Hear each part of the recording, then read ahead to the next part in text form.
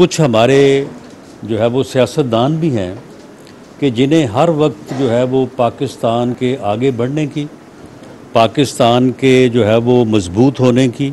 जो है वो इतनी जो है वो उनको फ़िक्र लाहक होती है कि हर वक्त वो अपने घटिया एजेंडे को जो है वो आगे बढ़ाने की जो है वो कोशिश करते रहते हैं। 3.5 पौने 4 साल में मुल्क का बेड़ा गर्क किया और IMF के साथ एक ऐसा मुआहदा किया कि उस मुआहदे की शराइत के ऊपर अमल करते करते जो है वो हम यहाँ तक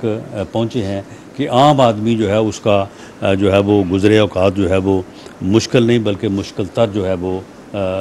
हो रहा है। तो अब जब वो अपनी इस कोशिश में कामयाब ना हो सके और मुल्क डिफ़ॉल्ट करने से पहले उनकी जो है वो छुट्टी करवा दी गई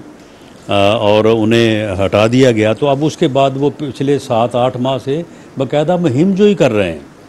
बाकायदा एफ़र्ट्स कर रहे हैं कि पाकिस्तान जो है वो सियासी तौर पे अदम इस्तेहकाम का शिकार रहे ताकि मुआशी तौर पे इस्तेहकाम हासिल ना कर सके और खुदा न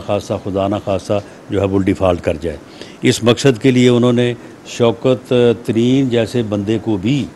जो कि बज़ाहिर शरीफ आदमी हैं, उनको भी जो है उन्होंने बहकाया और उनके बहकाने में आके उन्होंने भी एक ऐसी हरकत की कि जिस हरकत की वजह से जो है वो पाकिस्तान को नुकसान हो सकता था। बहरहाल उनके ख़िलाफ़ जो है वो इंक्वायरी जो है वो मुकम्मल हो गई है और FIA ने उनको अरेस्ट करने की इजाज़त मांगी थी जो गवर्नमेंट ने दे दी है और उनको जो है वो इस बात की सज़ा मिलनी चाहिए ताकि किसी को भी इस किस्म की हरकत करने का दोबारा जो है वो जुर्रत ना हो।